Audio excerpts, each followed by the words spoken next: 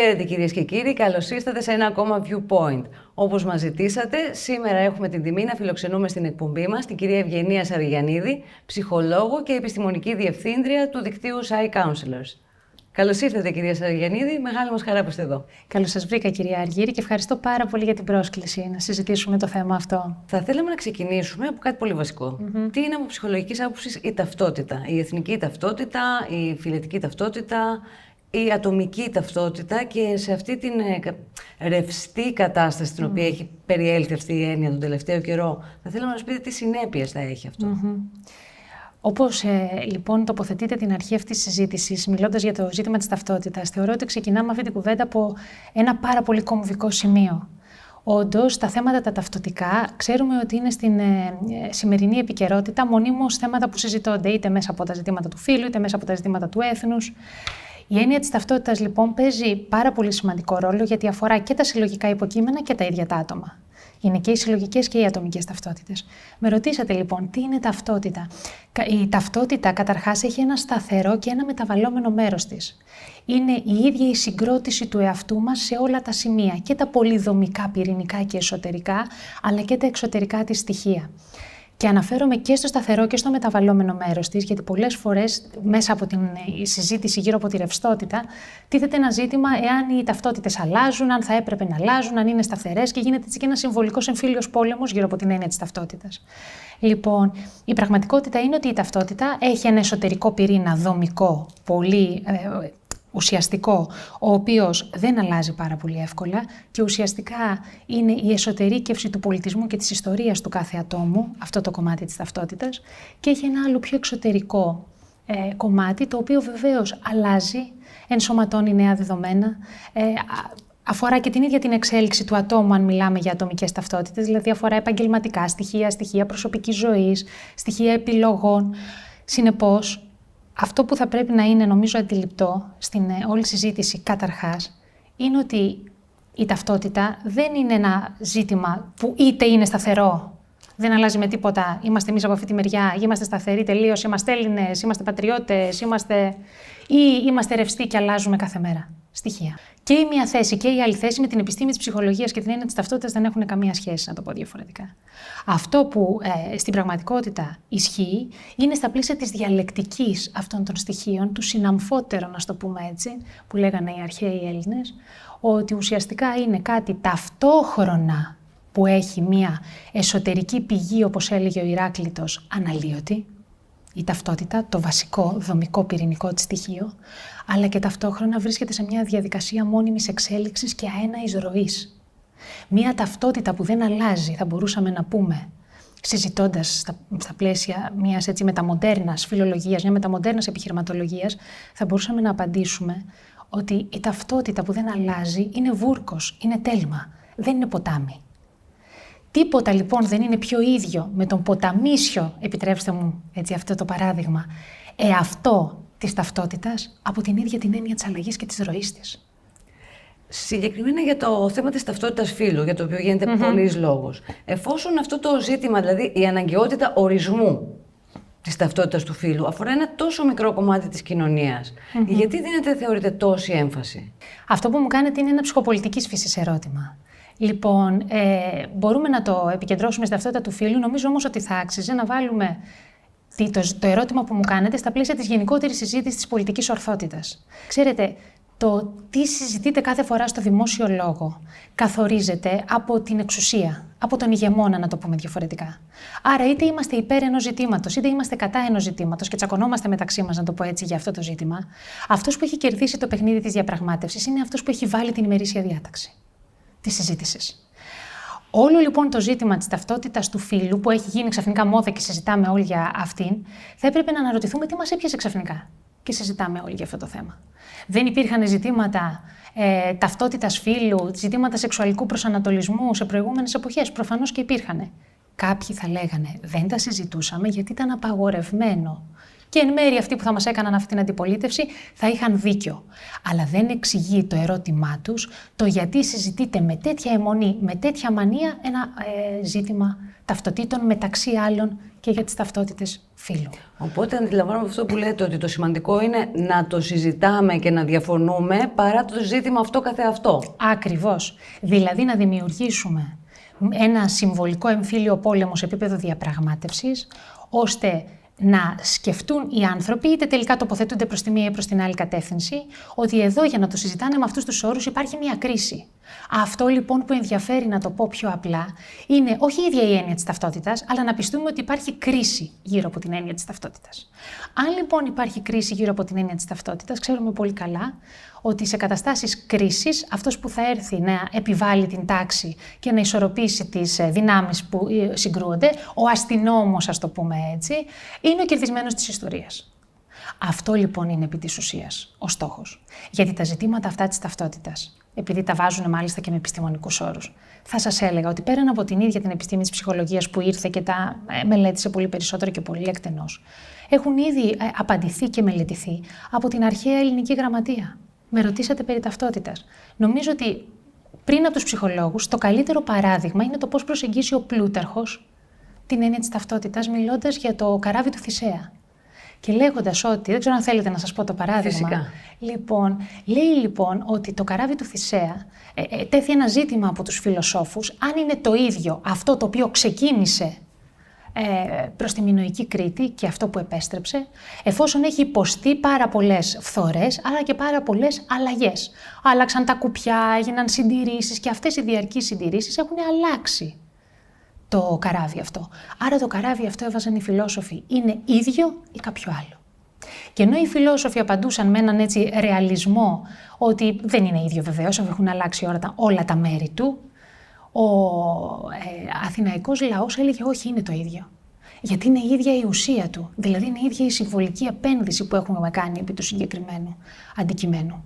Άρα παρά το γεγονός των διαρκών μεταβολών που έχει υποστεί για να συντηρηθεί και να συνεχίσει να υπάρχει, παραμένει ίδιο και αναλύωτο μέσα μας και για μας. Στο παράδειγμα λοιπόν του πλοίου του Θησέα, βάλτε και εξισώστε το με την έννοια της ταυτότητας. Βεβαίως, εγώ και εσείς με τον Περικλή δεν έχουμε ακριβώς την ίδια ταυτότητα.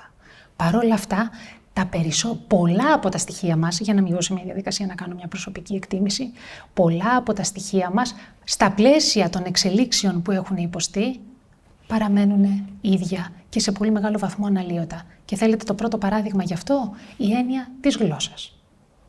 Άρα μιλώντας για τις ταυτότητες δεν μπορούμε να μην μιλήσουμε για το πώς οικοδομούνται. Μιας και θίξετε το θέμα της γλώσσας, το είχα προγραμματίσει για αργότερα, θα θέλαμε να μας πείτε η αλλαγή του τρόπου που εκφραζόμαστε πλέον στα πλαίσια της πολιτικής σωστότητας, η αλλαγή του τρόπου που διδασκόμαστε τη γλώσσα, η απλοποίηση της γλώσσας επιδρούν στην ψυχολογία μας και στην διανοητική μας ικανότητα. Και με ποιον τρόπο, φυσικά. Βάζετε ένα πολύ ψυχολογικό και πάρα πολύ νομίζω ουσιαστικό ερώτημα.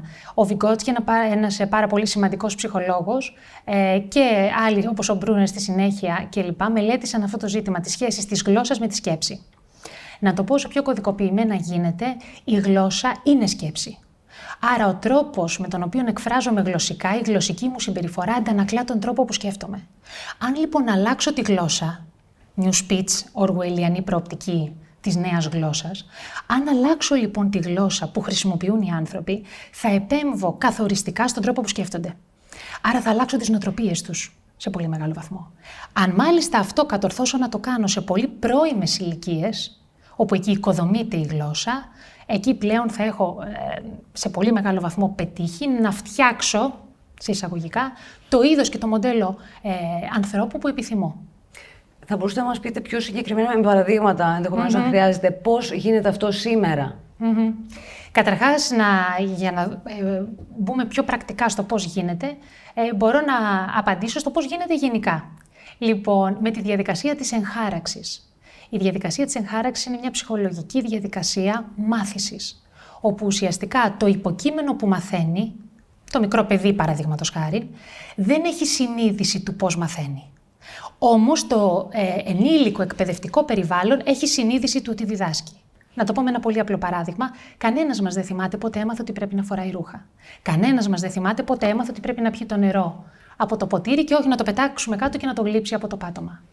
Άρα είναι τόσο βαθιά αυτή η γνώση, έχει εγχαραχτεί, έχει διαποτιστεί με αυτή τη γνώση το άτομο, είναι τόσο βαθιά που καν δεν θυμάται πότε την απέκτησε, Πώς το λέμε αυτό? Τη θεωρεί δεύτερη φύση του. Λέμε αυτό είναι το δέρμα, είναι σαν το δέρμα μου, τόσο δικό μου κομμάτι είναι. Αυτές λοιπόν οι διαδικασίες της εγχάραξης είναι οι πιο επιτυχημένες διαδικασίες μάθησης. Ποιος χρησιμοποιεί τη διαδικασία της εγχάραξης κατεξοχήν? Η διαφήμιση. Παραδείγματος χάρη. Απευθύνεται στο θυμικό, δηλαδή σε ένα συναισθηματικά φορτισμένο μήνυμα, το οποίο επηρεάζει ακριβώς γι' αυτό το λόγο. Και ουσιαστικά μόνο με αυτόν τον τρόπο μπορεί να μπολιαστεί, θα σας έλεγα, η κουλτούρα στην προσωπικότητα. Μέσα από τις διαδικασίες της εγχάραξης και της διαπότισης. Αλλιώς θα είναι επιφανειακή γνώση, δεν θα μιλάει στην ψυχή μας. Και ποιος το κάνει αυτό? 2 βασικοί άξονες, η οικογένεια και η εκπαίδευση. Και δεν είναι τυχαίο ότι μαζί με την κρίση ταυτότητας μιλάμε για την κρίση των θεσμών της οικογένειας και της εκπαίδευσης. Πριν πάμε σε αυτά τα 2 επιμέρους θέματα, θα ήθελα να μου πείτε συγκεκριμένα για τη δική μας τη γλώσσα, η οποία είναι μια πολύ περίπλοκη γλώσσα, μια ιδιαίτερη γλώσσα και μια αρχαία, τουλάχιστον στο δικό μας ημισφαίριο, η αρχαιότερη. Υπάρχουν έρευνες που να δείχνουν με ποιον τρόπο οι άνθρωποι που μιλάνε αυτή τη γλώσσα, οι Έλληνες, για να το πούμε πιο απλά, εάν έχουν ιδιαιτερότητα στον τρόπο που σκέφτονται, αισθάνονται ή δημιουργούν. Να σας πω καταρχάς το εξής, ότι ήδη για τα αρχαία ελληνικά, δεν μπορώ να σας μιλήσω με ποσοστά αυτή τη στιγμή και να επικαλεστώ συγκεκριμένες βιβλιογραφίες, γιατί δεν τις έχω μπροστά μου και δεν θα ήθελα να είμαι ανακριβής. Όμως μπορώ να σας πω ότι έχει μελετηθεί ιδιαίτερα το πώς επιδράει η αρχαία καταρχάς, η εκμάθηση της αρχαίας ελληνικής στην οικοδόμηση της σκέψης και η σχέση της με το μαθηματικό τρόπο σκέψης. Ότι είναι δηλαδή η δομή της γλώσσας, το συντακτικό και η γραμματική της γλώσσας της αρχαίας ελληνικής καταρχάς. Μαθηματικά δομημένη, να το πούμε διαφορετικά. Λοιπόν, από εκεί και ύστερα η ίδια η ελληνική, η δημοτική γλώσσα, συγγνώμη, πριν από αυτό, θα το ξέχναγα να το αναφέρω, γι' αυτό και τα αρχαία ελληνικά μεταξύ άλλων διδάσκονται στο σχολείο. Όχι γιατί έχουμε έτσι μια αιμονική πατριδολατρία, τι θα διδάσκουμε σώνη και δεν θα διδάσκουμε αρχαία ελληνικά, δεν έχουμε τι άλλο να διδάξουμε αυτά, αλλά γιατί έχει αποδειχτεί, γι' αυτό και ήταν μέχρι σήμερα τουλάχιστον, είναι στο εκπαιδευτικό σύστημα, το ελληνικό είναι πολύ σημαντικά στην οικοδόμηση της νοημοσύνης, στον τρόπο που σκέπτεται δηλαδή ο μαθητής. Από εκεί και ύστερα, να πω για την ελληνική δημοτική, θα σας έλεγα ότι όλα τα ακούσματα, ο ήχος της γλώσσας, η εκφορά της γλώσσας, το περιεχόμενο των λέξεων είναι καθοριστικής σημασίας στο πώς νοηματοδοτούμε τον κόσμο γύρω μας. Παραδείγματος χάριν, όταν θέλω να πω ότι έχω μεράκι για κάτι, αυτή η λέξη μεράκι για μένα έχει μια πολύ. Για μένα, όχι ως πρόσωπο, για μένα ως συλλογικό υποκείμενο, ως Ελληνίδα, ας το πούμε διαφορετικά, έχει μια πολύ ιδιαίτερη σημασία που δεν θα τη συναντήσω σε άλλα πολιτισμικά πλαίσια. Και υπάρχουν πάρα πολλές τέτοιες λέξεις στην ελληνική, οι οποίες ακριβώς περιγράφουν αυτό που σας λέω. Άρα, ο τρόπος που συλλαμβάνομαι και αισθάνομαι την πραγματικότητα είναι συνυφασμένος με τις λέξεις που χρησιμοποιώ. Όταν, παραδείγματος χάρη, εκφράζομαι με γκρίκλις, π.χ. Ή όπως έχει φανεί, μάλιστα δεν την έχω μπροστά μου για να σας πω ακριβώς τον αριθμό, έγινε μια έρευνα στους αποφύτους πανεπιστημίου, πόσο εγγράμματοι, είναι τυπικά εγγράμματοι, αλλά έχουν πάρα πολλά ζητήματα λειτουργικού αναλφαβητισμού, όπως έλεγε η συγκεκριμένη έρευνα και είχε και συγκεκριμένα ποσοστά. Όλη αυτή η χρήση λοιπόν των γκρίκλις και αυτών των ερμαφρόδιτων γλωσσών που θυμίζουν τις γλώσσες πίτζιν, αν θέλετε να εξηγήσω τι είναι αυτό συνοπτικά μετά, δείχνουν ακριβώς πώς σκέφτεται ο σημερινός Έλληνας απικιοκρατούμενος. Οι γλώσσες πίτζιν είναι οι γλώσσες που μιλούσαν οι άνθρωποι στις απικίες. Δηλαδή, οι απικιοκρατούμενοι μιλούσαν τη γλώσσα του κυρίαρχου, συμπληρώνοντας τη γλώσσα του κυρίαρχου με δικά τους γλωσσικά ιδιώματα. Και ήταν ένα ερμαφρόδιτο πράγμα οι γλώσσες πίτζιν. Όπως είναι τα δικά μας γκρίκλις. Μπορείτε να μας εξηγήσετε γιατί το θέσατε με αυτόν τον τρόπο, γιατί είναι ο Έλληνας απικιοκρατούμενος? Με το παράδειγμα της γλώσσας το είπα. Θα μπορούσα να φέρω βέβαια πολλά παραδείγματα. Γιατί είναι. Αλλά όσον αφορά το παράδειγμα της γλώσσας που με ρωτήσατε, το να χρησιμοποιώ, όντας Έλληνας, να χρησιμοποιώ ένα μεικτό γλωσσικό σύστημα, πολύ φτωχό σε επίπεδο περιεχομένων και σε επίπεδο ορθογραφίας, γραμματικής κλπ. Ουσιαστικά θυμίζει αυτό που είπα προηγουμένως, τις γλώσσες πίτζιν, δηλαδή πώς χώρες όπου είχαν χρόνια απικιοκρατία, οι ντόπιοι πληθυσμοί μιλούσαν δικά τους ιδιώματα που έβαζαν τη γλώσσα του κυρίαρχου, κάτι μεταξύ αντίστοιχες αφρικανικές διαλέκτους. Έτσι και εμείς λοιπόν σήμερα χρησιμοποιούμε τα ελληνικά, που είναι η ντοπιολαλιά μας, να το πω διαφορετικά, βεβαίως συνδυάζοντάς την με την γλώσσα του πολιτισμικά κυρίαρχου, που είναι τα αγγλικά, αμερικάνικα ή όπως θέλετε πέστε τα. Συνεπώς, εφόσον μιλώ ως απεικιοκρατούμενος με τις νέες μοντέρνες γλώσσες pidgin, δεν μπορώ, για να έρθω στο ερώτημά σας, η γλώσσα είναι σκέψη, να μην σκέφτομαι και σαν απεικιοκρατούμενος. Ο ρόλος της παιδείας σε όλο αυτό το σύστημα και της ελληνικής παιδείας, προκειμένου της δικής μας, ποιος είναι, πώς διαμορφώνει η παιδεία την ψυχοσύνθεση και την ταυτότητα των μελλοντικών πολιτών, τι επίδραση έχει αυτό στην ισχύ της χώρας εν τέλει και τι είδους πολίτες θα βγάλει αυτό το σύστημα, το εκπαιδευτικό που έχουμε. Καταρχάς να πω ότι είμαστε σε μία φάση μετάβασης. Άρα, στα πλαίσια αυτής της μετάβασης βλέπουμε πολλές φορές να συνυπάρχουν δύο συστήματα, να το πούμε έτσι. Το παλαιό σύστημα λειτουργίας, σκέψης, το παλαιό ανθρωπολογικό, ας το πούμε έτσι παράδειγμα, και αυτό το νέο που φαίνεται να έρχεται. Γι' αυτό και λέμε μετανεωτερική περίοδος, μεταμοντέρνα φιλοσοφία. Αυτό το μετα είναι σε πάρα πολλές λέξεις ως μπροστά πρόθεμα που δείχνει ακριβώς αυτή τη διαδικασία μετάβασης. Εγώ συνοπτικά το λέω αυτό βέβαια μια τρανς του τρας, μια μετάβαση στο σκουπίδι. Έχω γράψει και σχετικά κείμενα πάνω σε αυτό για να το εξηγήσω γιατί το λέω έτσι. Λοιπόν, θα μου πείτε γιατί ξεκινάς με αυτή την εισαγωγή. Γιατί ακριβώς επειδή βρισκόμαστε σε αυτή τη φάση μετάβασης, βλέπουμε και όσον αφορά το θεσμό της οικογένειας που εκπαιδεύει, αλλά και όσον αφορά την επίσημη εκπαίδευση, που είναι ο ρόλος της να εκπαιδεύσει τους μελλοντικούς πολίτες, να υπάρχει αυτό το διπλό σύστημα. Απ' τη μία δηλαδή να ενσωματώνονται στην εκπαίδευση νέες μέθοδοι, νέες πρακτικές, νέες ιδεολογίες, και από την άλλη να υπάρχει ο παλαιότερος γνωστός μέχρι σήμερα τρόπος εκπαίδευσης. Το πιο χαρακτηριστικό και πρόσφατο παράδειγμα σε όλο αυτό είναι η όλη συζήτηση γύρω από τη σεξουαλική διαπαιδαγώγηση. Έχει ανοίξει φέτος, πάλι όπως είπαμε η ημερήσια διάταξη δεν καθορίζεται από εμάς. Μέχρι πέρσι μιλάγαμε όλη την ώρα για τα walk και για το γάμο των ομοφυλόφιλων, μην το ξεχάσω. Λοιπόν, τώρα από το Σεπτέμβρη και ύστερα θα μιλάμε συνέχεια για τη σεξουαλική διαπαιδαγώγηση μέχρι να αποφασίσει ο ηγεμόνος ότι δεν χρειάζεται να το συζητάμε άλλο. Καταλήξαμε στα συμπεράσματά μας. Το παράδειγμα λοιπόν της σεξουαλικής διαπαιδαγώγησης είναι ένα πάρα πολύ χαρακτηριστικό παράδειγμα. Τι εννοούμε εξυγχρονισμό της εκπαίδευσης στα πλαίσια αυτής της μετάβασης. Οι έννοιες, θα το πω παλιά, είναι διαχρονικές. Δεν απάντησα βέβαια σε όλο το ερώτημα, γιατί μου είπατε και τι μελλοντικούς πολίτες, αλλά θα το απαντήσω νομίζω στη συνέχεια. Αν θέλετε, συνδυάστε το και με αυτό το στοιχείο. Έννοιες όπως ήθος, κάλος, αρετή, έχουν πια χώρο στην παιδεία και στην επιστήμη και ιδιαίτερα στις ανθρωπιστικές επιστήμες που υπηρετείτε. Εάν δεν έχουν χώρο πλέον, είναι ντεμοντέ ή είναι κάτι που δεν μας απασχολεί, μπορείτε να το περιλάβετε και αυτό στην απάντηση. Τι είδους πολίτες θα έχουμε αύριο μεθαύριο? Μου βάζετε ήθος, κάλος, αρετή. Καταρχάς, αν μπει σε μια διαδικασία να κάνεις αξιολογικές κρίσεις που εμπίπτουν σε κάποια από αυτές τις τρεις έννοιες, κινδυνεύεις να κατηγορηθείς για ρητορική μίσους. Αν, ας πούμε, κάνεις μια κρίση επί της ομορφιάς, του κάλους και λοιπά για κάποιον άνθρωπο, είναι πολύ πιθανό να κατηγορηθείς για ρητορική μίσου, οπότε πρέπει να προσέχεις αναφορές σε αυτές τις έννοιες, κινδυνεύεις. Λοιπόν, με ρωτήσατε τι είδους πολίτες θα εκπαιδεύσει αυτό του είδους το εκπαιδευτικό σύστημα και τέλος πάντων όλη αυτή η ιστορία της κρίσης ταυτότητας κλπ. Δεν μπορούμε να ξέρουμε μέχρι τέλους τι είδους άνθρωποι θα δημιουργηθούν. Καταρχάς, να απαντήσω στο ερώτημα με ένα ερώτημα, λέγοντας μία φράση του Σέμπρουν, ο οποίος αναρωτιόταν το εξής: όταν ο οικολόγος πολίτης έλεγε, θέτει κατά τη γνώμη του το πιο δύσκολο και σοβαρό ερώτημα, τι κόσμο θα αφήσουμε στα παιδιά μας, αποφεύγει να θέσει ένα άλλο πολύ σοβαρότερο: σε τι παιδιά θα αφήσουμε τον κόσμο. Λοιπόν, αυτό το εκπαιδευτικό σύστημα και όλη η κρίση του, όπως και η ίδια η κρίση της οικογένειας, γιατί είπα ότι και αυτή εκπαιδεύει, μάλιστα με έναν ακόμα πιο συναισθηματικό τρόπο. Λοιπόν, ακριβώς επειδή είναι σε μια φάση μετάβασης, καταρχάς αυτό που βλέπουμε είναι ότι εκπαιδεύει ανθρώπους οι οποίοι βρίσκονται σε σύγχυση. Είναι μπερδεμένοι. Να το πω διαφορετικά, είναι αυτό που λέμε στην καθομιλουμένη την ελληνική, εκτός τόπου και χρόνου. Δηλαδή είναι άνθρωποι οι οποίοι εκπαιδεύονται να εκριζωθούν, να μην έχουν ρίζες, να μην έχουν έδαφος πάνω στο οποίο θα πατούν, άρα σταθερές επί του εδάφους για να οικοδομήσουν την ταυτότητά τους.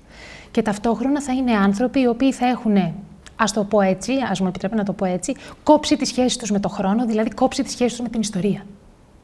Ποια είναι η λύση σε αυτό το φαινόμενο? Δηλαδή, μπορεί να κάνει κάτι η οικογένεια, ο στενός πυρήνας, τα ίδια τα άτομα αυτά για τον εαυτό τους? Χρειάζεται να κάνουμε κάτι? Αυτοί οι άνθρωποι θα βρουν τρόπο να εξελιχθούν σε κάτι δυνατότερο, πιο ευπροσάρμοστο? Τι εκτιμάτε? Σε ένα τέτοιο τόσο δύσκολο ερώτημα που απαιτεί προφητείες, δυσκολεύομαι να σας πω την αλήθεια να απαντήσω, γιατί δεν ξέρεις ποτέ προς τα πού θα γυρίσει η ιστορία. Μάλιστα, όταν την κρίνεις στα πλαίσια της ιστορίας του παρόντος. Αυτό που φαίνεται σίγουρα είναι ότι ο σημερινός άνθρωπος εκπαιδεύεται στο μέλλον να γίνει ο ούτε καν δούλος. Όχι ο δούλος της μεσαιωνικής παλαιότερης εποχής, αυτός ο οποίος τουλάχιστον είχε δικαίωμα στην ανθρωποτροφία.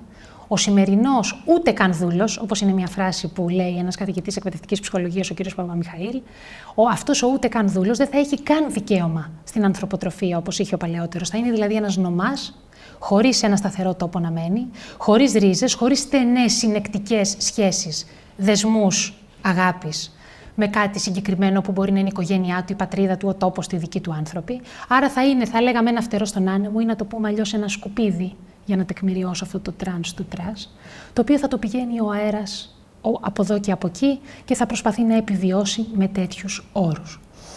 Αυτός λοιπόν ο άνθρωπος φαίνεται να οικοδομείται σήμερα. Αν μπορούμε, με ρωτήσατε, να αντισταθούμε σε αυτό. Καταρχάς δεν πρέπει να το αποδεχτούμε, αυτό είναι το πρώτο.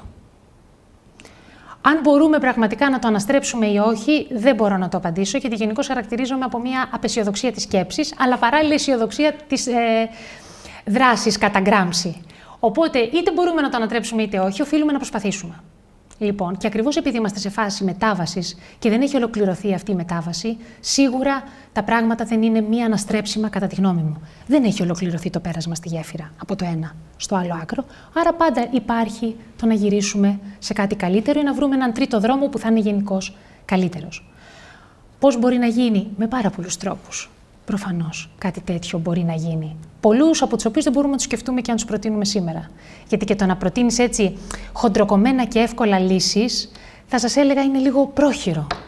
Και δεν αγγίζει τους ανθρώπους, οι οποίοι την ακούνε τη λύση, αλλά δεν μιλάει στην ψυχή τους.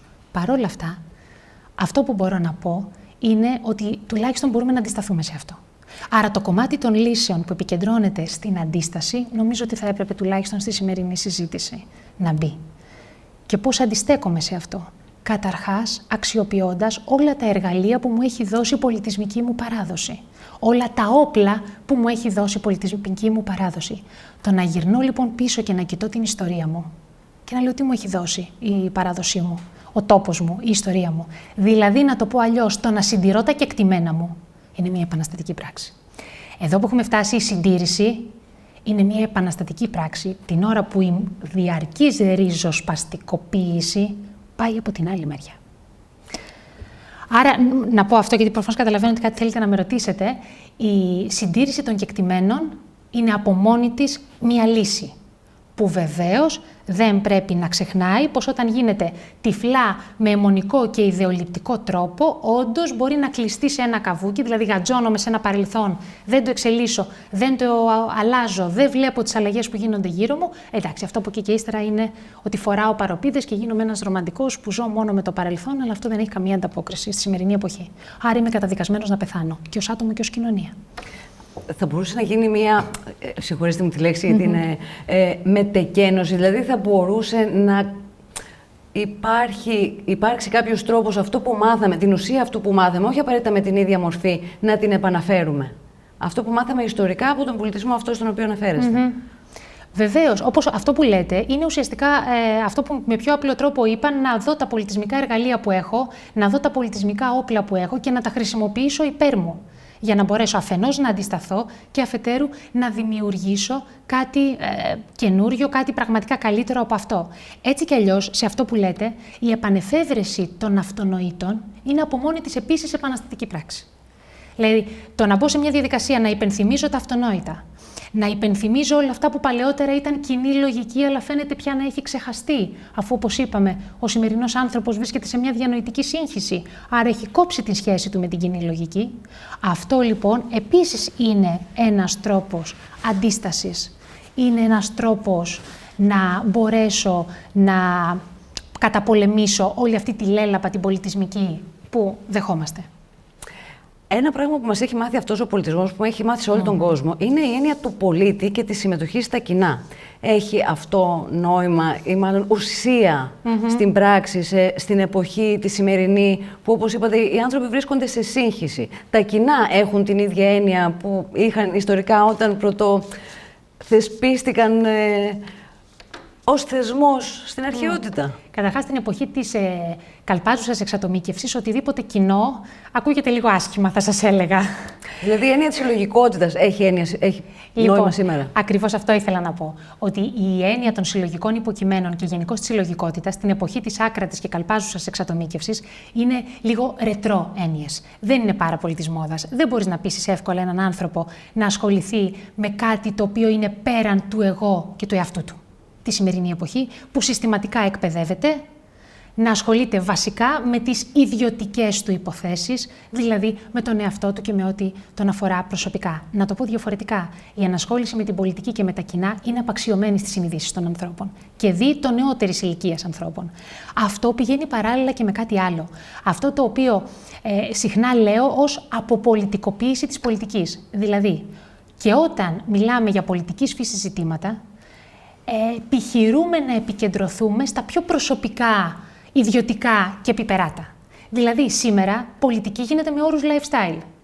Θα μου πείτε, πάντα υπήρχε κάποιο στοιχείο lifestyle στην πολιτική, δηλαδή αυτό που λέμε ο πολιτικός έχει και μια εικόνα που βγάζει προς τα έξω. Ναι, αλλά καμία εποχή μέχρι σήμερα δεν υπήρχε τέτοια αιμονή με το κομμάτι της πολιτικής που αφορά το lifestyle. Δηλαδή, δέστε παραδείγματος χάρη τον μόλις πρόεδρο της αξιωματικής αντιπολίτευσης, ο οποίος έκανε πολιτική με την προσωπική του ζωή. Θα λέγαμε στην υπερβολή για την ελληνική κοινωνία, για τα δεδομένα της ελληνικής κοινωνίας, και αυτό ίσως το πλήρωσε. Παρ' όλα αυτά, μας δείχνει πού πάει το πράγμα. Αυτή η αποπολιτικοποίηση που λέτε, δηλαδή η υποβάθμιση σε κάποιο βαθμό του δημόσιου λόγου περί των συλλογικών πραγμάτων, συλλογικών θεμάτων. Και των δημόσιων θεμάτων συζήτησης που αφορούν όλους. Έχει σχέση με την αποχή που είδαμε, δηλαδή με την μη συμμετοχή στην πράξη σε αυτονόητα πράγματα όπως οι εκλογές. Ένα είναι αυτό το σκέλος που θα ήθελε να καλύψετε, και ένα άλλο είναι έχει ψυχικό κίνητρο ο σημερινός άνθρωπος να συμμετέχει. Λοιπόν, καταρχάς όσον αφορά τα ποσοστά της αποχής, τουλάχιστον των τελευταίων εκλογών, ένα κομμάτι τους θα μπορούσε να τεκμηριωθεί και να εξηγηθεί μέσα από αυτό που συζητάμε. Δηλαδή από το γεγονός ότι οι άνθρωποι αδιαφορούν πλέον για τα κοινά και την πολιτική, νιώθουν ότι είναι κάτι το οποίο δεν τους ενδιαφέρει, οπότε δεν χρειάζεται να συμμετέχουν σε αυτό, έχουν άλλα σημαντικότερα πράγματα να κάνουν, π.χ. να πάνε για μπάνιο. Λοιπόν, ένα κομμάτι όμως εξηγεί την αποχή. Νομίζω ότι αυτό το αφοριστικό που είπα τώρα, αν μέναμε σε αυτό, θα ήταν άδικο για τα τόσο υψηλά ποσοστά αποχής. Ένα άλλο κομμάτι της αποχής θεωρώ ότι εξηγείται από το γεγονός ότι οι άνθρωποι δεν πείθονται για το νόημα της όλης διαδικασίας. Δηλαδή δεν πιστεύουν ότι πραγματικά η ψήφος τους, η διαδικασία της συμμετοχής τους σε όλο αυτό θα έχει τελικά κάποιο πραγματικό και ρεαλιστικό αποτύπωμα. Οπότε εφόσον νιώθουν ότι τους απαξιώνει το πολιτικό σύστημα, ό,τι και να ψηφίσεις τέτοια θα γίνουν, έτσι όπως το λέμε. Εφόσον λοιπόν τους απαξιώνει τους ανθρώπους το πολιτικό σύστημα, απαξιώνουν και αυτοί με τη σειρά τους το πολιτικό σύστημα και δεν πάνε να ψηφίσουν. Και βεβαίως όσοι συμμετέχουν, γιατί και αυτό θα πρέπει να συμπεριλάβουμε, ότι όσοι συμμετέχουν στις εκλογές πολλές φορές συμμετέχουν με τα λάθος κριτήρια. Και βεβαίως αυτό φαίνεται και από τα αποτελέσματα των εκλογών. Δηλαδή πάλι με ιδιωτικά κριτήρια πελατειακού κράτους, θέλετε να πούμε, ρουσφετολογίας, θέλετε να πούμε. Λοιπόν, πάντως όχι σίγουρα με την λογική ότι οι εκλογές είναι κάτι το οποίο μπορεί να αλλάξει την κατάσταση. Όπως χαρακτηριστικά λέγεται, αν οι εκλογές θα μπορούσαν να αλλάξουν την κατάσταση, ενδεχομένως θα είχαν απαγορευτεί. Άρα το ποσοστό της αποχής, όταν είναι μάλιστα τόσο μεγάλο, νομίζω ότι δίνει ένα ηχηρό μήνυμα και δεν πρέπει αφοριστικά να το απαξιώσουμε συλλήβδιν. Έννοιες όπως πρότυπα, αρχές, αξίες. Που μεγάλη μερίδα του πληθυσμού θεωρούν ότι απαξιώνονται στην πράξη. Ειδικά από τον κινηματογράφο, από μεγάλους θεσμούς όπως οι Ολυμπιακοί Αγώνες που ξεκίνησαν εδώ, από το Netflix, με έμφαση κιόλας. Αυτό το φαινόμενο και το γενικότερο φαινόμενο της woke agendas, πώς θεωρείτε ότι θα επιδράσει στις κοινωνίες που είναι πιο παραδοσιακές ή μέχρι πρώτη ήταν πολύ πιο παραδοσιακές, όπως η ελληνική κοινωνία ή οι ευρωπαϊκές κοινωνίες σε κάποιο βαθμό? Δηλαδή, τι αναμένετε ότι θα είναι η ψυχολογική αντίδραση των κοινωνιών πάνω σε αυτά τα φαινόμενα? Καταρχάς, σε αυτό που λέτε, η woke ιδεολογία, δεν χρειάζεται να πούμε τι είναι αυτή, γιατί είναι ένα μεγάλο θέμα συζήτησης, είναι ένα ιδεολογικό-πολιτικό εργαλείο, που για να το καταλάβουμε θα πρέπει να το βάλουμε μαζί με το άλλο ιδεολογικό-πολιτικό εργαλείο της cancel ή ακυρωτικής κουλτούρας. Αυτό που λέτε εμπίπτει περισσότερο στην cancel ακυρωτική κουλτούρα, δηλαδή ό,τι ξέραμε μέχρι σήμερα, ό,τι ξέρατε παραδοσιακές κοινωνίες μέχρι σήμερα, πρέπει να το ακυρώσουμε, πρέπει να το ξεχάσετε, πρέπει να το γκρεμίσουμε. Εφόσον λοιπόν γκρεμίσουμε ό,τι ξέρατε μέχρι σήμερα, σε ό,τι πιστεύατε μέχρι σήμερα, ό,τι θεωρούσατε ότι άξιζε μέχρι σήμερα, εφόσον το γκρεμίσουμε, μπορούμε από τα συντρίμμια του ή πάνω στα συντρίμμια του να χτίσουμε κάτι άλλο. Ξέρουμε πάρα πολύ καλά ότι το κάθε καινούριο καθεστώς, η κάθε νέα εξουσία με αυτόν τον τρόπο λειτουργούσε. Και θα έλεγα μάλιστα και το κάθε σύστημα θρησκευτικό με τον ίδιο τρόπο λειτουργούσε. Όλες οι εκκλησίες είναι χτισμένες πάνω σε αρχαίους ναούς. Άρα θα πρέπει να αναρωτηθούμε ποιο είναι το νέο για να ακολουθεί αυτά τα εργαλεία θρησκευτικό, καινούριο σύστημα που θέλει να καταστρέψει, να ακυρώσει τις παλιές αξίες, τα παλιά ήθη, τα παλιά πρότυπα για να εισάγει, να κατασκευάσει και να δημιουργήσει τα δικά του. Ποιο είναι αυτό το νέο θρησκευτικό δόγμα? Καταρχάς, νομίζω ότι πρόκειται για ένα νέο θρησκευτικό δόγμα, όσο μπορούμε να το ορίσουμε, γιατί είναι κάτι που και το μαθαίνουμε μαζί του. Συμπεριλαμβάνει έτσι στο ποτπουρί και στο μείγμα του την θρησκεία του δικαιωματισμού, στην οποία πρέπει έτσι όλοι να προσευχόμαστε, να πιστεύουμε κάθε βράδυ πριν κοιμηθούμε για να είμαστε χρηστοί και καλοί πολίτες. Και σίγουρα περιλαμβάνει τον επιστημονισμό, δηλαδή την ιδεολογική ανάγνωση της επιστήμης ως νέα θρησκεία. Με αυτά τα δύο βασικά στοιχεία των σύγχρονων, πιστεύω, ας το πούμε έτσι, θα έλεγα ότι γίνονται και οι διώξεις, γιατί πολλές φορές περί διώξεων πρόκειται, ενδεχομένως όχι τόσο ακραίων και άγριων όσο του παλαιότερου καθεστώτος, οι νέες διώξεις του αντισυστημικού λόγου. Ενδεχομένως πλέον δεν τις καίμε τις μάγισσες στην πυρά της κάθε ελληνικής πλατείας, αλλά με έναν διαφορετικό, πιο έμεσο, πιο ύπουλο, πιο υποδόριο τρόπο, τις φολκλωροποιούμε, ποινικοποιούμε την δράση τους ή στην καλύτερη και στην πιο μαλακή των περιπτώσεων αποσιωπούμε όλα αυτά που λένε. Αλλά η απαγόρευση, όπως είπατε πριν για τη γλώσσα, κάποιων λέξεων από μόνη της δείχνει ότι η νέα ιερά εξέταση του νέου θρησκευτικού δόγματος έχει τις δικές της αξίες, τα δικά της ήθη, τα δικά της πρότυπα και δεν πρέπει να βομολογείς κατά αυτόν, δεν πρέπει να παράγεις αντιθρησκευτικό λόγο, γιατί τότε θα τιμωρηθείς από την ιερά εξέταση και το ιερατείο που έχει, το διορισμένο, να πω, ας το πω έτσι λοιπόν, το διορισμένο ιερατείο της σε κάθε χώρα του δυτικού κόσμου τουλάχιστον. Σε σχέση με όλα αυτά που είπαμε, για το νέο θρήσκευμα και τα λοιπά, για το woke, για το cancel, η έννοια της κοινωνικής μηχανικής, ο μηχανισμός αυτός, θα μπορούσατε να μας εξηγήσετε πώς λειτουργεί και τι είναι? Είναι ένα πολύ μεγάλο και δύσκολο το ερώτημά σας και πολύ ευρύ. Όμως, θα μπορούσαμε έτσι κάπως συνοπτικά να πούμε το εξής, ότι η προπαγάνδα που ουσιαστικά βρίσκεται πίσω, σε πολύ μεγάλο βαθμό πίσω από την έννοια της κοινωνικής μηχανικής, δηλαδή ότι χειρίζομαι ουσιαστικά τους ανθρώπους με τέτοιον τρόπο για να τους στρέψω, να τους επηρεάσω, να το πω διαφορετικά, με όρους έτσι πιο ψυχολογικούς, να ασκήσω κοινωνική επιρροή, ώστε να τους κατευθύνω προς τα εκεί που θέλω, ας το πούμε έτσι, κάθε φορά. Αυτό που λέτε δηλαδή είναι πώς ασκείται κοινωνική επιρροή στον σημερινό άνθρωπο, ο οποίος πρέπει να είναι κατευθυνόμενος, σε βαθμό τέτοιο που ουσιαστικά να εξυπηρετεί τις ανάγκες της λειτουργίας ενός συστήματος έτσι όπως το περιγράφουμε. Και να ανοίξω μια παρένθεση, αυτό που λέω δεν είναι καθόλου, θα μπορούσε να πει κάποιος είναι συνωμοσιολογικό, αυτό που λες είναι κάποιος κακός από πίσω, σαν τον κακό του αστυνόμου Σαΐνη που τρίβει τα χέρια του και λέει τώρα θα σας φέρω εκεί που θέλω εγώ. Προφανώς και όχι και σε καμία περίπτωση είναι τόσο απλοϊκά τα πράγματα. Μπορούμε όμως να καταλάβουμε. Και αν το δούμε και ιστορικά ή διαβάσουμε ιστορία, μπορούμε να το καταλάβουμε ακόμα καλύτερα. Γιατί για το μέλλον πρόκειται για συνωμοσιολογία, αλλά για το παρελθόν πρόκειται για ιστορία. Έχει γίνει αυτό το πράγμα. Ότι η εκάστοτε εξουσία διαμορφώνει τους δικούς της πολίτες. Και μάλιστα, και θα κλείσω την παρένθεση με αυτό, όπως έλεγε ο Μπρέχτ, εάν δεν μπορείς να πείσεις έναν λαό να συμπαθήσει την εξουσία, ή αν η εξουσία δεν είναι δημοφιλής στο λαό αυτό, το καλύτερο που έχεις να κάνεις είναι απλά να αλλάξεις λαό. Και το κλείσες το θέμα σου. Και μας θυμίζουν και πολλά άλλα πράγματα, αυτή η αλλαγή λαού που αναφέρεται. Αυτό που είχατε αναφέρει σε μια άλλη παλιά συνέντευξή σας και μου είχε φανεί πάρα πολύ ενδιαφέρον, είναι το αριστοφανικό στοιχείο ως ψυχοθεραπεία. Δηλαδή, παλιά η κοινωνία στα νεοεισερχόμενα ή τα παράτερα φαινόμενα που διαπίστωνε, με το γέλιο και με το χιούμορ, είχε μια αυτοθεραπευτική ικανότητα να τα διαχειρίζεται. Τώρα, στο πλαίσιο της πολιτικής ορθότητας, μπορεί αυτό το εργαλείο να λειτουργήσει?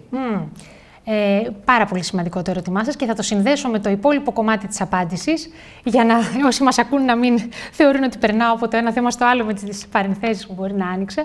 Λοιπόν, σε σχέση με αυτό που με ρωτήσατε για την κοινωνική μηχανική και την προπαγάνδα και να το συνδέσω με αυτό που με ρωτάτε τώρα ως πόλο αντίστασης ουσιαστικά, πως αυτό που κάνουν, είμαι στο προηγούμενο ερώτημα, είναι το εξής, ότι μειονοτοποιούν την κοινωνία, γιατί με ρωτήσατε πώς γίνεται αυτό. Ουσιαστικά κατακαιρματίζουν και κατατεμαχίζουν την κοινωνία, τη μειονοτοποιούν σε τέτοιο βαθμό, δηλαδή την κόβουν σε τόσο μικρά κομματάκια, που κανένας να μην μπορεί να συνεννοηθεί με κανέναν, κανένας να μην μπορεί να συνεργαστεί πραγματικά με κανέναν, άρα στο τέλος ο κάθε ένας να είναι μόνος του. Και ξέρουμε πολύ καλά ότι όταν μείνουμε μόνοι μας απέναντι σε μια κατάσταση, απέναντι σε ένα καθεστώς, απέναντι σε μια δυσκολία, μπορούμε να τη χειριστούμε πολύ λιγότερο καλά από ότι αν ήμασταν ενωμένοι με το γνωστό «η ισχύς εν τη ενώση». Άρα, στο ερώτημα που κάνατε πριν, λοιπόν, τουλάχιστον όσο με αφορά από το κομμάτι της ψυχολογίας, η κοινωνική επιρροή με όρους μειονότητας, δηλαδή εισάγω μια μειονότητα η οποία δημιουργεί μια κρίση, σας βάζω να τσακώνεστε πάνω σε αυτό το θέμα και στα ζητήματα και διακυβεύματα της μειονότητας και έρχομαι εγώ και αποκαθιστώ από εκεί και ύστερα την τάξη, ουσιαστικά με αυτόν τον τρόπο ασκώ μια προπαγάνδα, διέρη και βασίλευε, όλου εναντίον όλων πόλεμο μέσα στην κοινωνία και με αυτόν τον τρόπο ελέγχω τα άτομα. Από εκεί και ύστερα λοιπόν τι κάνουν αυτά τα άτομα που εγώ τα ελέγχω, για να έρθω στο ερώτημα που μου κάνατε. Ναι, λοιπόν, θεωρώ ότι το χιούμορ, το γέλιο και η σάτιρα, που ειδικά για την ελληνική πραγματικότητα και την ελληνική κοινωνία θα έπρεπε να είναι το πιο μεγάλο εργαλείο, το πιο μεγάλο όπλο που δεν θα έπρεπε με τίποτα να αφήσουμε από το χέρι μας, και είναι θλιβερό ότι προοδευτικά το χάνουμε και γινόμαστε πολύ σοβαροφανείς και παρεξηγησιάριδες σαν κοινωνία, που κανονικά δεν μας διέκρινε κάτι τέτοιο. Ναι, το χιούμορ και το γέλιο είναι πάρα πολύ σημαντικό ψυχολογικά, γιατί καταρχάς έχει αντικαταθλιπτική λειτουργία. Σκεφτείτε έναν άνθρωπο που δραματοποιεί απίστευτα, μια drama queen που ήθιστε να λέγεται τη σημερινή έτσι, εποχή, έναν drama king, όπως λένε, ο οποίος την ώρα που δραματοποιεί και λέει υπερβολές κλπ. Σταθεί και κοιτάξει τον εαυτό του στον καθρέφτη και δει πώς μοιάζει. Και γελάσει με τον εαυτό του και την υπερβολή των αντιδράσεών του. Επιτόπου έχει ασκήσει μια κριτική στη συμπεριφορά του, τόσο ουσιαστική, τόσο θα σας έλεγα διορθωτική, που επιτόπου θα μπουν όλα τα πράγματα στη θέση τους. Άρα, για το γέλιο με την αριστοφανική έννοια που με ρωτήσατε. Καταρχάς, το γέλιο είναι, θα έλεγα, σαν καυστική ποτάσα. Διαλύει τα πάντα. Μπαίνει μέσα σε οποιοδήποτε άσκηση αυταρχικής πολιτικής και λειτουργεί ακριβώς όπως η καυστική ποτάσα. Επίσης, διαλύει οποιαδήποτε επιρροή. Γιατί? Γιατί γελιοποιεί αυτό που προσπαθεί να την ασκήσει. Άρα, ένα πρόσωπο που είναι γελιοποιημένο δεν μπορεί να με επηρεάσει με τον ίδιο τρόπο όσο ένα πρόσωπο που θα έχερε κύρος. Ταυτόχρονα, όπως έλεγε ο Μπεργκσόν, ένας φιλόσοφος που έχει γράψει ένα εξαιρετικό βιβλίο, είναι μεταφρασμένο και στα ελληνικά για το γέλιο, έλεγε το γέλιο είναι μια διόρθωση. Και είναι μια διόρθωση που απαντά στις προκλητικότητες με ακόμα μεγαλύτερη προκλητικότητα. Άρα είναι μια διόρθωση η οποία δεν μας επιτρέπει να περάσουμε από την υπερβολή στην ύβρι.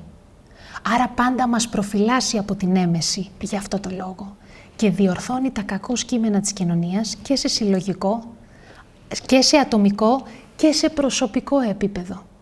Καταπληκτικό. Είπατε τις λέξεις κλειδιά του ελληνικού πολιτισμού, ο οποίος διαμόρφωσε, το είπατε κι εσείς, το έχουμε πει πολλές φορές από αυτή την εκπομπή, διαμόρφωσε την ουσία του δυτικού πολιτισμού. Θεωρείτε ότι εμείς ως άτομα σήμερα, ως φορείς αυτού του φορτίου, του ιστορικού, σεβόμαστε αντίστοιχα τον εαυτό μας και μπορούμε να αναλάβουμε ψυχολογικά την ευθύνη αυτού του φορτίου? Καταρχάς, ο σεβασμός του παρελθόντος δεν είναι καθόλου της μόδας. Άρα, αν θες να είσαι ένας μοδάτος τύπος, καλά θα κάνεις να μη σέβεσαι οτιδήποτε γυρνάει κινείται από τη γέννησή σου και πίσω. Λοιπόν, αυτό που διδάσκονται οι νέοι άνθρωποι είναι ότι ο κόσμος ξεκινάει από εσένα και τελειώνει με εσένα. Αυτά θα έπρεπε να σε ενδιαφέρουν μόνο. Το πριν και το μετά είναι κάτι που κανονικά δεν θα έπρεπε να σε αφορά. Εφόσον λοιπόν ο σεβασμός του παρελθόντος είναι κάτι το οποίο δεν είναι της μόδας, εν μέρει σας απαντώ γιατί οι άνθρωποι δεν διδάσκονται αυτού του τύπου τον σεβασμό. Εφόσον όμως δεν διδάσκονται αυτού του τύπου τον σεβασμό, χάνουν και την δυνατότητα να αντλούν αυτοεκτίμηση και αυτοπεποίθηση, αφού με ρωτάτε για την ψυχολογική λειτουργία, από αυτό που είναι το παρελθόν και η παράδοσή τους. Η ταυτότητά μου, η οποία δεν γεννήθηκε με μένα, ούτε γεννιέται κάθε μέρα μόλις ξυπνάω. Λέω, τι είμαι σήμερα? Σήμερα μου αρέσει να είμαι γάτος. Μην το λέτε. Λοιπόν, αύριο ξυπνάω και θα ήθελα να είμαι κροκόδιλος. Ή κάτι άλλο τέλος πάντων, γιατί αυτά που λέω είναι λίγο μπανάλ, ενδεχομένως άλλοι έχουν περισσότερη φαντασία από εμένα. Λοιπόν, κάθε φορά, εφόσον όλο κάτι αλλάζει, από πού ακριβώς θα αντλώ την αυτοεκτίμησή μου? Η ταυτότητά μου και ο βασικός πυρήνας της ταυτότητάς μου, που είναι ριζωμένος στη γη και στον πολιτισμό από τον οποίο εκπορεύομαι ουσιαστικά και μου επιτρέπει να μην είμαι σκουπίδι για να το συνδέσω με την προηγούμενη συζήτηση. Είναι λοιπόν μία αυτοεκτίμηση την οποία την αντλώ κοιτώντας πίσω μου. Αν αφαιρέσω από τον εαυτό μου για λόγους μόδας και συγκυριακού lifestyle τη δυνατότητα να γυρίζω, να κοιτάω πίσω μου και να λέω κοίτα από που βγαίνω, κοίτα αυτό το όνομα βαρύ σαν ιστορία που φέρω. Αν λοιπόν χάσω αυτή τη δυνατότητα, θα χάσω την ευκαιρία για τον εαυτό μου να έχω μια πηγή που αναβλύζει διαρκή αυτοεκτίμηση. Και δεν είναι τυχαίο ότι τα σημερινά προβλήματα αυτοεκτίμησης είναι πάρα πολύ έντονα και δει στους νέους ανθρώπους. Όχι μόνο γι' αυτό βέβαια, είναι πολύ μεγάλη συζήτηση, είναι πολύ παραγωγικά τα κοινωνικά φαινόμενα, όπως και οι δυσκολίες, οι ψυχολογικές των ανθρώπων. Παρ' όλα αυτά, το γεγονός ότι δεν μπορώ να αντλήσω συλλογική αυτοεκτίμηση από κάπου, γιατί έχω απαξιώσει αυτό το κάπου, αυτό από το οποίο κατάγομαι δηλαδή, είναι ουσιαστικά και ένας βασικός λόγος που δεν έχω αυτοεκτίμηση ως άτομο. Δεν εκτιμώ αυτό που είμαι. Γιατί αυτό που είμαι δεν είμαι εγώ. Τι είναι αυτό το εγώ? Είναι όλο αυτό που λέγαμε προηγουμένως στο ταυτοτικό. Είναι όλο αυτό που μου κληρονόμησαν πολιτισμικά. Αν καταλαβαίνω καλά, δηλαδή διώχνουμε αυτό το μεγάλο που είναι πίσω μας, γιατί απέναντι σε αυτό εμείς φαινόμαστε μικροί. Ή ενέχει το στοιχείο της ευθυνοφοβίας όλη αυτή η διαδικασία? Θα μπορούσε να ισχύει και αυτό που λέτε. Όντως, να είναι κάτι πολύ βαρύ, ας το πούμε έτσι, για να το σηκώσουμε, ας το πούμε έτσι. Είναι αυτό που λέμε, μου πέφτεις βαρύς, μου πέφτει βαριά. Επειδή όμως δεν αφορά μόνο την ελληνική περίπτωση, απλά αφορά το δυτικό κόσμο και επί της ουσίας το υπονοήσατε, το δυτικό κόσμο γενικότερα. Απλά στην ελληνική περίπτωση φαίνεται πάρα πολύ έντονα, γιατί είναι πολύ βαρύ το ιστορικό παρελθόν. Οπότε φωνάζει, κραυγάζει, είναι εξόφθαλμο, να το πούμε έτσι. Νομίζω ότι ένας από τους βασικούς λόγους που συμβαίνει αυτό είναι ότι οι άνθρωποι έχουν βομβαρδιστεί με όλα τα νέα, με τα νεωτερικά και με τα μοντέρνα στερεότυπα, του ζήσε το τώρα, της καταναλωτικής ευημερίας και ευμάρειας και του γεγονότος ότι η αξία του καθενός εκπορεύεται όχι από αυτό που παράγει, μας ανοίγει στην εργασία, όχι από αυτό που προσφέρει, μας ανοίγει στην κοινωνική αλληλεγγύη και στην προσφορά, αλλά από αυτό που είναι η λίστα προσόντων του. Δηλαδή, να το πω διαφορετικά, το μοντέλο του ήρωα, το μοντέλο του Αγίου ή η ίδια η αξία της θυσίας και της αυτοθυσίας έχουν απαξιωθεί στις συνειδήσεις των σημερινών ανθρώπων. Αν λοιπόν έχεις κάνει μια θυσία για να μεγαλώσεις τα παιδιά σου, αξίζει πολύ λιγότερο από το να είσαι 50 και να είσαι θεά. Λοιπόν, και είναι πολύ πιο ευπόλυτο το γεγονός ότι είσαι 50 και είσαι θεά, από το ίδιο το γεγονός ότι θυσιάστηκες για τα παιδιά σου. Εντάξει, θα κάνεις μια ανάρτηση στα social media για να το πεις και πάλι βέβαια θα το εμπορευματοποιήσεις με αυτόν τον τρόπο. Άρα, εφόσον είμαι ό,τι πουλήσω και αυτό που πουλάω πρέπει να είναι κομμάτι της λίστας των προσόντων μου και όχι να είναι η προσφορά μου στην κοινωνία και στους δικούς μου ανθρώπους, αυτό από μόνο του ξεκαθαρίζει αυτό που με ρωτήσατε. Δηλαδή ότι όλο το ιστορικό παρελθόν που έρχεται με τα μοντέλα των αξιών, της θυσίας, της αυτοθυσίας, του ήρωα, του Αγίου στην μάλιστα χριστιανική πίστη, είναι πράγματα τα οποία αν τα υιοθετήσω θα είμαι ρετρό, θα είμαι ενδεχομένως folklore, θα είμαι πιο ανοιχτός στη γελιοποίηση και σίγουρα δεν θα αρέσω πολύ. Και επειδή οι άνθρωποι θέλουν να αρέσουν και έχουν και τα δίκαια τους που θέλουν να αρέσουν, λοιπόν, τι κάνουν? Υιοθετούν τα στερεότυπα της εκάστοτε εποχής, τα φοράνε, δηλαδή ως μόδα τα φοράνε για να αρέσουν. Αυτό συμβαίνει σήμερα. Έχουν πιστεί λοιπόν οι σημερινοί άνθρωποι ότι με αυτόν τον τρόπο να αρέσουν. Αρκεί να ανοίξουμε τους διάφορους influencer για να δούμε τι είναι αυτό που αρέσει και τι είναι αυτό που πουλάει. Άρα το άτομο έχει κίνητρο σε αυτό το πλαίσιο το κοινωνικό, ενάντια στη μόδα, να αναπτύξει αρετές στον εαυτό του, να καλλιεργηθεί, να κάνει την υπέρβαση, να είναι ανιδιοτελής, έτσι όπως είναι τα πράγματα σήμερα. Και ποιο είναι αυτό το κίνητρο? Είναι πάρα πολύ καλό, πάρα πολύ εύστοχο το ερώτημά σας, γιατί ουσιαστικά μου δίνετε την ευκαιρία να πω ότι ό,τι είπα προηγουμένως είναι μια ρητορική μιας απίστευτης μπανανόφλουδας, την οποία έχει πατήσει ο σημερινός δυτικός πολίτης και κυρίως οι νεότερης ηλικίας άνθρωποι, οι οποίοι βεβαίως οικοδομούν την ταυτότητά τους και την κοινωνική τους εικόνα με πολύ μεγαλύτερη έγνοια και άγχος από τις μεγαλύτερες ηλικίες. Παρ' όλα αυτά, μπορεί να ανοίγεται και στις μεγαλύτερες ηλικίες. Ποια είναι λοιπόν η μπανανόφλουδα?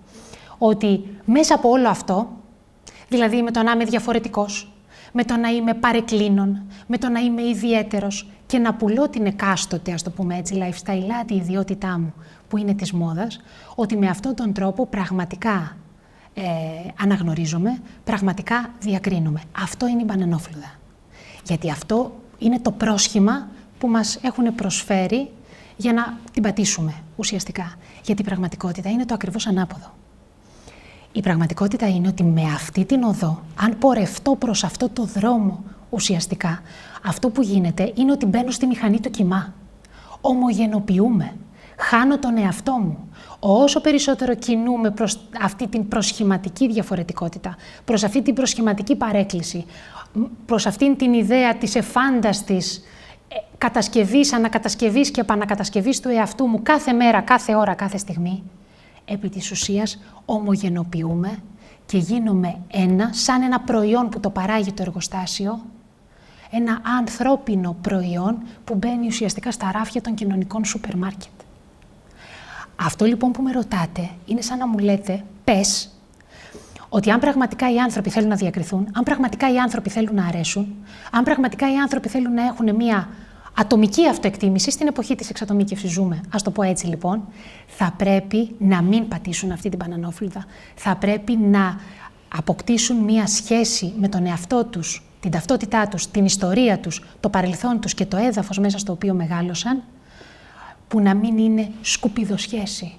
Δηλαδή, νομάδες σε ένα ξενοδοχείο παγκόσμιο που μετακινούνται από εδώ και από εκεί δεξιά και αριστερά, συγκυριακά συγχρονίζονται με διάφορους ανθρώπους, χωρίς καμία ρίζα, χωρίς καμία συνεκτικότητα, χωρίς κανέναν δεσμό. Να το πω αλλιώς, από ένα φόντο ομοιότητας παράγεται η διαφορετικότητα. Χωρίς αυτό το φόντο ομοιότητας δεν είμαστε διαφορετικοί.